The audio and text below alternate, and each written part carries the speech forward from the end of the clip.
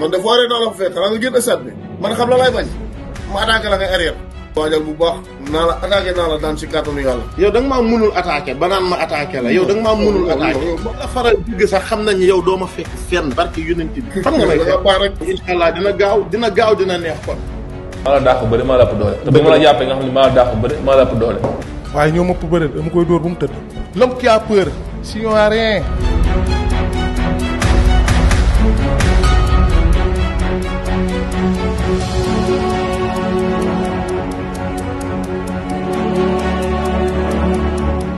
jërëjëf mbokk yi am mbégte kontaante bu baax a baax pour ñu ñuy suivre ci ETDR Média di leen nuyu saa su ne comme fi ñu tàmm di ko nuyoo rek di leen toppal lépp lu nga xam te mooy lamb wala boog mooy actualité bokk ci réew mi su ko defee ñu jox ñi nga xam ne ñuy suivre dañuy bàyyi xel di wax ngeen wéy di abonné waaye di bës notification bi di xaar vidéo yi di wàcc en temps réel ngeen di ko am comme ni nga ko bëggee saa su ne ni ñu ko waxee nag avant pendant après dañu koy topp vers le 14 janvier arène nationale ak ETDR Events indil ñu combat bu am solo dox ci diggante Fils de Balla di bàyyi ko écurie école de lutte Balla Gaye Lac Rose di bàyyi ko écurie Fass combat spécial bi ñàkk jariñu di bàyyi ko Thiaré Mbooloo beneen adversaire am di Thiatou Yoff di bàyyi ko écurie Yoff waaye Boy Malek dina ci bëreeg Sa Thiès bu ngangu ne waaye ki nga xamante ne bii mooy Karbala dina ci bëreeg appliqué Samba Lobé Bébé Talla xale yi nga xam ne ñu ci suuf tey nag maa ngi écurie Fass seet sum papa Père Tafa Gueye le deuxième tigre de Fass fa seen waxtaan ak moom ci wàccaay bi nga xamante ne bii Lac Rose mi ngi ko jëm ci diggante mag Fils de Balla fan lañ toll dañ koy nuyu bàyyi ko mu nuyu ñu ñuy suivre su ko defee ñu ñëw ci waxtaan bi père maa ngi lay nuyu baax a baax di la si nuyu Fiston maa ngi lay nuyu di wax asalaamaaleykum wa rahmatullah nuyu bi nga xamante ne moom la suñu borom subhanahu wa taala tànn di nuyu mbokku téléspectateur u ETDR Média di nuyu axlu làmb bàyyiwuñu kenn di wax ñëpp asalaamaaleykum wa rahmatullah maaleykum salaam père am na solo tey ñu ngi fi nga xam ne mooy écurie Fass père tey fi nga toog ci pay bi nii boo ko dee toog di xool suuf si tey looy fàttali ko père sa xel ci lu muy dem. fi dèjà rek alhamdulilah ay mi daf may fàttali 1992 sama diggante maam ñamaan fii lañ ko préparé moom école Sakura Badiane dañu amoon chance am ñaari école Sakura Badiane moo jàkkaarloo ko sëñ Cheikh Mbacke Gaynde Fatma radiyallahu taala anhu nga dem ci côté bi jéggi mur bi ci ginnaaw mu nekk école Colobane 2 ñaari école dañu amoon di entraîner fii bu ñu gars yi sonalee Colobane 2 ñu ñëw fi Sakura Badiane léegi nag yàlla dogal nag ñu fixe depuis une dizaine d'années fii ci Sakura Badiane donc alhamdulilah bi alamin fekk ngeen ñu fi nga ñëw a fekk muy fiefu gox bi nga xamante ne mooy Fass. tey écurie Fass bu ñu ko waxee rek seen xel day dem ci lu bëree bëri lan la loolu. waaw boo nee écurie Fass damay tàmbalee ci ko njëkk ndax loo gis rek dafa am base moom mooy le premier lutteur de Fass mu ngi tuddoon Boy Naar Fall après nga gis El Hadj Maam Gorgui Ndiaye. Faga 1 Faga 2 di wàcc ñoom Boy Ndiaga ñoom Papa Touré Mbaye Gueye Tigre de Fass di wàcc jëm suuf Papa Kan Ndoob Mbiita Ndiaye Sadio Camara Birahim Ndiaye Tubaabu Dior Guèye Camara Georges Marcel su ma koy lim li si bu du jeex ku ma ci jégal ku ma ci limul mu jégal ma ndax du fi xaj donc loolu yëpp ndono la fa mu tàmbalee ba ci fu Moustapha Gueye teggee jaajam aujourd'hui ñu naan Gris Bordeaux moom mooy le tête de file nekk kilifa xale yi sës rek ci nga xamante ne moo war a dem ñee ñu topp ci ginnaawam après nga ne Forza après nga ne Lac Rose ainsi di ñoom Papa Ndoye Maodo di wàcc ba Serigne Ndiaye mujj ñëw donc nag ndono la goo xamante ne dañuy ñaan la mu continuer ci biir ndono gi nag da ngay gis ne am na ci ay jóg am ci ay diggu doomu am ci ay wàcc ba jëm ci suuf mais à chaque fois rek dinañ am courage ak fayda yi dajale xale yi wax ak ñoom tant soit peu ñu góorgóorlu yëngatuwaat ba xaw a jëlaat suñu position. après dafa amaat découragement xale yi ñëwatuñu kii dem na fii ñu gisee ko neneen après mu xaw a gàllagoose mais à chaque fois ñu jóg rek taxaw rek wan xale yi caractère wan leen fula ne lii lañ bëgg ñoom dañ ciy nekk ak ñun ba moment bi wax dëgg yàlla ren moom on n'a pas à se plaindre ren moom bi saison bi tijjee ba léegi xale yaa ngi fi. commencé par 3 personnes commencé par 4 finalement da nga gis ay 50aine de boy ñoo fi nekk di entraîné léegi. parce que xale yi loolu lañ xam mu am engouement am popularité am ambiance fii di fees dell. ñu ngi koy dund boobu léegi vraiment ñu ngi koy dund et puis ci biir dund bi tamit dañ ci am ñaari combat yoo xamante ne combat préparatif la mooy dañoo jóge ci Serigne Ndiaye ak Bébé Saloum enchaîné ko en même temps jëm ci combat bi nga xamante ne ça nous intéresse plus moom sax la ñu gën a soxal combat bi nga xam ne moom lañ jógee. ndax combat bi vraiment muy diggante Lac Rose nekk suñu doom nekk écurie Fass ak Bébé Balla aussi nekk suñu doom mais nekk Fils de Balla nekk suñu doom aussi nekk ci benn écurie ñoom ñaar ñëpp nag dañuy yéene jàmm ñaan leen jàmm ak salaam ñoom ñaar ñëw runkum dayee ci géew ba lu waay xam def lu waay mën def kii daanu kii daanu lamb des di lamb mais du tee ñu ne suñu poulain tatagal nañ ko wan nañu courage wan ñu détermination wan ñu loo xamante ne mën naa teg sama loxo ne ëpp na 10 ans wanuñu ko kon bokk suñu xel dal na ci ne Lac Rose bi ñu fi amoon mu naan j'attaque je cogne et je gagne di ko prouver ci ginnaaw bu ma koy wax mootu ko prouver ren ji gëm nañu ci bii combat war na ko mën a prouver yàlla ànd ak moom. tey diggante Lac Rose ak Fils de Balla dañuy gis Lac Rose xaw a nekkoon tuuti ci ay jafe-jafe ginnaaw ci blessure yi mu jóge woon. tey bi muy soog a tëb di jug jàppal nañ dina bokk ci xale yi nekk roi des arènes mais ndog-ndog du wees mais ñu gis ñaari sorte yu mujj yi nga xam da ko bëri yëpp da ko perte. troisième fois mu jël ki nga xam ne mooy Fils de Balla di xale bu nga xam ne mu ngi nekk ci yoon. ndax moment bi mu jëlee Fils de Balla xawut a nekk risque ci carrière am. waaw dina nekk risque nag risque bi moom mooy li xale yi naan bi mooy sa dernière chance day am mën na am sax du dernière chance am parce que dañoo jugé rek ne Lac Rose lim ñu mos a woon ci làmb lépp ak yim ñu mujj woon di ko jox benn code ci combat bi mais ci boobu moment nag ndën jàng junjë nga bàkku na nag junjë jàngoog donc bi nga xamante ne ñëwaat na nag moom conscient ne moom combat bi moom da koy gagné rek maam abale waaw ñaan ñu ko yàlla nag mais teg nañ ko ci charte yi wallaahi azim lépp luñ ko tegoon na ko ba fu may waxee yow nii tey mooy suñu dernier jour séance d'entraînement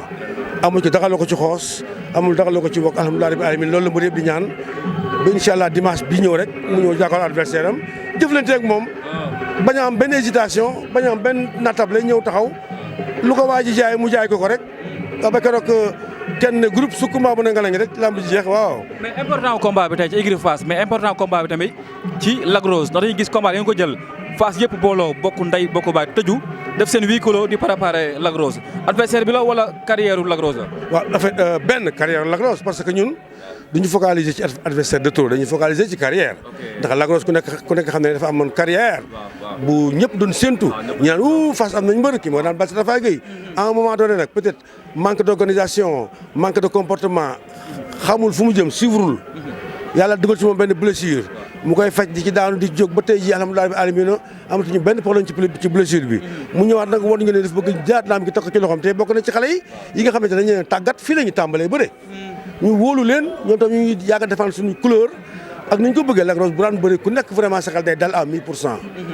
carrière nag moom ku nekk xam ne ay haut la ak ay bas moom nag mu ngi toll ci carrière bu xam ne dafa basse léegi maintenant nag ñun nag duñ ko seetaan dañu ànd ak moom wutal ko combat wutal ko avance ñoŋloo ko alalam tàggat ko te mu xam ne combat bi ndam mooy tax mu am benn combat bëpp li mu amoon te mu ngi ci conscient wul kenn dama toog fii di leen discours leen waaye yéen dama leen bëgg a wax xamal laaj leen discours d'un ancien quoi après entraînement briefing ma ne ko Lac Rose àjjana ak safara bu dàq mu ne père loolu kenn du ko laaj safara xam ne àjjana ko dàq ma ne ko voilà da nga nekkoon àjjana mu neex loolu nga am fa sa uur ay nekk say pomme yu neex ak say yëpp yu baax yàlla teraangal la say zam-zam ak say lu ne nga jékki-jékki nag ne fii daal intéressé wu ma trop naa seeti fee lu fa ne sa baaraam bu ndaw nga dugal rek daw léegi boo dawee foo jëmaat mu ne ma xanaa àjjana mu ne ko àjjana da ngay fekk buntu ba ñu tëjee ndéem ko yaa ko tëjee sa bopp noo ko tëjee sa bopp mooy ñëw taxaw Fils de Balla ne ko loxo nga yor ma loxo tànk ak tànk loxo ak loxo bët ak bët bakkan sorewuñu ngeen jëflante nga am ci moom ndam su boobaa sax ñu naan Lac Rose non mérité na bëreeg diw mérité na bëreeg diw parce que amul ku mu ñàkk a mérité la carrière bu sooxee ndéefal nag la daa gëmu rek waaye nelawul benn victoire boo ko amee génnaat bokkaat ñaata mu fi nekk ñu naan leen 2-3 fois les grands champions VIP ñu ne kenn xamatu leen ñu ne fële daan benn combat rek bokkaat Lac Rose fa la bokk bu ñu fàttee ne Lac Rose mu ngi nekk diggante carrière am mi ngi ci diggante ñoom Balla Gaye Modou Lo ci moom après nag moom Boy Niang Ama Baldé ñoo bokk ay année diggante 86 boobu jàpp 90 booy xool ñoom Modou Lo ay 86 90 la ñu ay diggante 86 90 Tapha Tine tam noonu Lac Rose foofu la bokk may joxe benn anecdote am na ay jamono ñuy dox combat ki nga xamante ne mooy Ama Baldé ak Lac Rose mi waa kër Ama Baldé ñoo lànk ne non may leen ñu suñu mbër bu leen ñu noggote yow naa fas ngeen tàmm noggote waatee boobu Lac Rose mi ngi ci allure Boy Niang tamit même chose ku ci nekk non na xaar ba ci kanam lamb dinañu boole ci diggante bi moom fa gàllankoor waaye léegi est-ce que loolu passé na passé wul de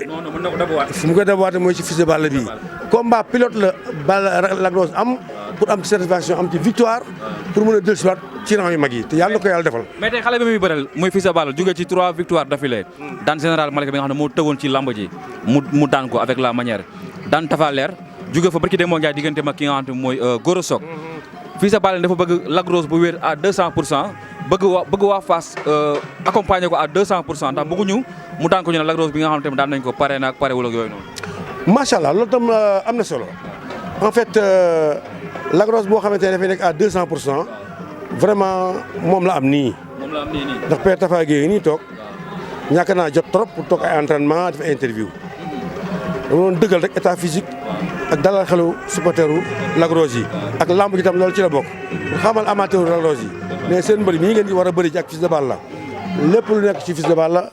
lu ko raw mu ngi ci moom selon li ñu am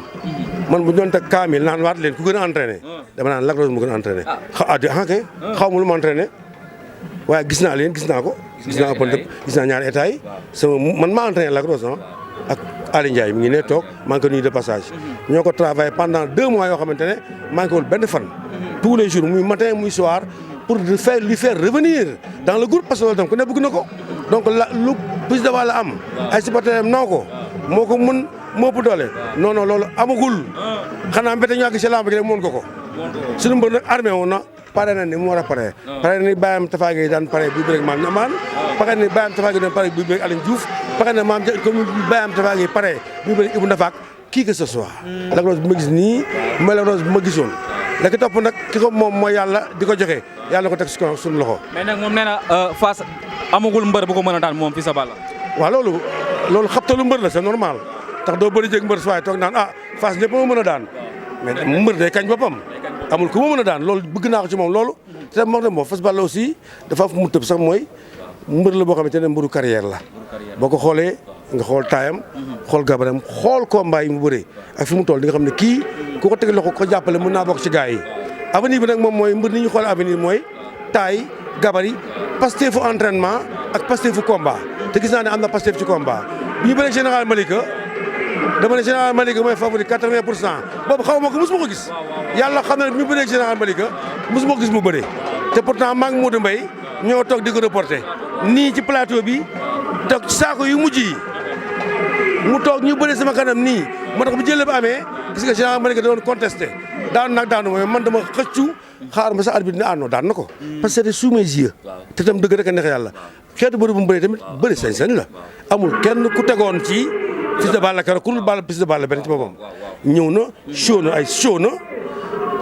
indi ay coow comme ni mu mel nii moom tam ku mun a wax la ndeysaan moom donc ku mun a jaay combat la c'est normal mais c'est normal nooy mouvement ba pare sa waay bëgg a xëccoog taasukat déedéet dafay jaay combat ni mu ko war a jaayee wax li mu war a wax ci aram bi tamit day wane ful ak fayda ma gis ko mu daan Fils de Balla jël bu rëy ñëwaat encore ma gis ko mu daan Goro Sock te Goro Sock il fait partie un des meilleurs champions ci espoir yi mu daan ko ak façon bu ko daanee xeex ak moom dëggal ba bopp ñël ko bëree daan ko kooku yoonam mu ngi noonu di dem waaye yoon boobu nag dañ bëgg ñu Lac Rose wàcce ko yoonam mais bëgg nañ rek mu faxastal ko mu daaw nu jógaat dem continuer yoonam waaw. Balla Gaye dem jël naa ko nee na xam na écurie Fass te boobu poulain am la doom la kele bi bu jour ba moo koy indi jox ko mu daan. mais c'est normal Balla aussi kilifa la ci géejawaay képp kuy bëree géejawaay war nga mën taal sa oto mbaa nga jël sa tànk dem ba buntu kër Balla du gërëm na ko grand man dina am combat mu xelal la bu amee wërsëgam jox la mais di ko ŋàññi wala di ko diir mbagg wala di ko sànni ay flash waru leen même bu dee feen tooñ moom dañ ko def ni seen way jur ndax nit ki da ngay toll foo xam ne mënu leen jur de da ngay sol mbubb moo xamante ne mbubbu way jur la donc ku mel noonu nag ñeen def si ginnaaw bëgg a mel ni moom ndax yaakaar naa ne géejawaay ko fay yeewoo rek bëgg a mel ni Balla Gaye donc damay conseillé rek mooy poulain yi fa ne ndax géejawaay tamit daa bari ay mbër écurie yi tam bari waaye ñooñu ñëpp duñu bëre seen biir waaye dañuy gis ne dañuy àndante seen biir donc nag ñooñu ñëpp rek nañ ko jëloo cëram delloo ko wàcc waaye moom tamit mu mate ko ku ci am combat nga bokk ak écurie bokk ak écurie bu waree ànd ak yow mu ànd ak yow bot ànd ak yow mu jox la conseil bu baax nga bañ ko mari ci gisuma ko dégguma ko da leen gis seen bopp te bañ di gis nit ñi ku ne naan sa bopp doy ñëpp amuñu jot man am jot moom ma teg fii moo tax may toog su ma ko amul suba maa ngi ci avion yi du ma fi ne ñaata yoo ngeen di ñëw fi fekk leen ma fi mais nag ça fait 2 mois maa ngi fi nangu ma bouger paas ak maître dara tax ma ko jóg lu combat Lac Rose moom fils ak fils de Balla moo notre fils bi nga xamante ne damaa bëgg sama fils bi ma gën a jege daan ko. mais père ko ñu ngi xaar kon dimanche attaque koñ a gagné toj ñen dox ci kawam. Lac Rose de yaakaar naa ne millimètre du ko jéggi benn tànk bi ci ginnaaw su ko defee damay wàcc ci tribune bi. bu jéggilee fils de Balla benn. CNG dina am problème. dina am problème policier non dama ne. dina am problème policier yi laa wax. Monsieur Dramé. central moom mooy chef policier yëpp. maa ngi lay avertir.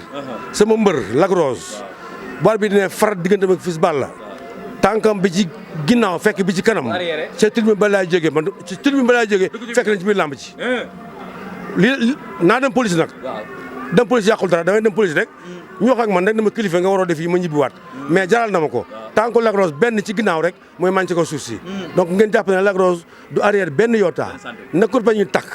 na ko pa ñu naaw na uppercut yi génn na crochet yi génn na kor yi génn na jóofaal yi génn runkum daja am kenn groupe def kat yi ñu war ci kawam lamb gi tas ki def kat yi nag nekkul ñun du nekk ñun non du ñun waa Guédiawaye lay nekk ndax Guédiawaye ak Fass nag dafa am ndeysaan benn histoire la loolu nag gars yu bari dañu war di ñaanal Fass ci loolu ndax lépp lu ñu def ñun rek kuñ ko seqal rek histoire la même boo ñu daanee ba demee écurie Falaye Baldé ak Fass dañ naan histoire kii la nga dem écurie Pape Diop Boston sama grand frère da ngaa nangam la nga dem écurie Double Less da ngaa nangam la histoire may nettali mën naa ko nettali sax sama diggante ak Balla Gaye ak Double Less ndax Double Less man sama mag la woon joo xamante ne dafa ma seddoon cër di waxtaan ak man di ma seet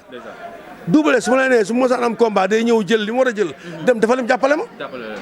bañ demee ba mu war a bëre ak Balla Gaye jour boobu ndeysaan ci benn ngénte lañ nekkoon jóge ci ngénte dox nii di dem Fass mu ne ma dañ wax ne ma da nga war a bëre ak Omar te billaay walaay te boobu naa xaw moo ne Balla Gaye Omar la tudd mu ne ko ban Omar mu ne Omar sama doom bi Balla Gaye 2 nee naa doo bëre ak moom papaam nga mu ne ko déedéet bëreeg man su ma daanee yokkuteem la su ma ko daanee di ko wàññi dara te dina ci am xéewal gu mu yóbbu njabootam te dina gën a yokkute bàyyil ñu bëre man tamit wërsëg gu ma ci am bu ko yàq gannaaw doo ma ko jox promoteur ma koy jox mu ne akonte kon loolu jàmm la nañ dem bëre ma ne ko du ma ko may de du ma ko may dara su ma mënee na ma daan su ma mënee naa ko daan yàlla dogal daan na ma c'est des histoires yu am et puis loolu fépp la am ci ko àddina donc ñun nag fi ñu toll ci làmb seen i papa lañu seen nijaay lañu seen ay conseil lañu ñun conseil yi ñuy def ñëpp lañ koy séddalee tension bi nag dafa baax ci diggante diw ak diw écurie Fass ak écurie Waalo tension dafa mës a nekk écurie Fass ak écurie Balla Gaye tension dafa mës a nekk bu tension amul du jaral kenn muy jóge këram dem ca làmb ja dafa war a tàng dafa war a métti fils de Balla sa père dafa wax ak yow boo ñëwee na nga calme rek yem te xam ne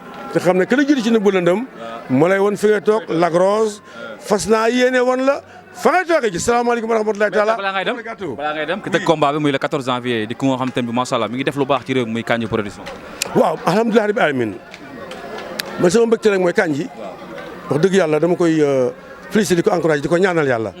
félicitation sax mën na bañ a am encouragé mën naa am ñaanal ko yàlla ndax nit ki bu amee yoon bu baax da nga koy ñaanal yàlla parce que li gën a jafe ci àddina mooy dañ ne tabe bokkul ak joxe te yàlla nag bu la joxee paan ñu koy waxeeti daf laa séddaloo moom mi ngi woon ci lamb di tëgg ay petit combat yi débrouillé comme ñëpp muy jafe muy metti yenn saa avance jafe yenn saa reliquat jafe mu ci faay di ci faat ba tey jii mu rocceeku di dimbale ñiy tëgg lamb mujj gi mu ne man lamb laa bëgg su doon sama sago mbër laa doon comme que doonu ma mbër nag may encadré moom moo tax muy tëgg lamb boole ko aussi am support médiatique bu tudd TDR Média ñu ngi koy suivre et di ko ñaanal aussi mu màgg gën a màgg et mi ngi ci liggéey bi ndax moom ci làmb la bokk très jeune il était trop jeune ci Lac Rose mii ay combat Lac Rose yu bari ñëw di ci wax ak man ak yeneen bëri yu Lac Rose boobu temps ñu ngi nekkoon fee ndeysaan Dakar ak Moussa te nekk États-Unis léegi ñoom Modou Awa vraiment la famille ñi nga xamante ne c'est des commerçants yi nekkoon en ville donc su ma gisee mu nekk làmb ji mel ci nii nekk nitu teranga di jàppale ay nit li ci ëpp importance nag mooy dégg naa ne am na ñuy feebar ba duñ mun jóg fi ñu jóg mu jóg fa yoot ci ndànk jël leen toppatoo leen ba ñu demaat seen jabar te kenn du ko yëg wuute naa koo xamante ne dafa dëpp caméra naan la nangam bi loolu mooy sutura mooy teranga diw na temps jaru ko moo ngi ko def te yëgu ko dafa am suñu benn mburu feebar mu ne ko dégg naa da ngay mu ne ko wax Kandji dégg naa da ngay jàppale gars yi feebar gis naa ko ci réseaux sociaux yi te ñun dañuy yor association boo xamante ne tantôt magu mbër yi dañuy feebar ñu jël ci nii kees ak dem lijjanti ji mu ne ma ko ci feebarati soo ma ko xul tooñ nga ma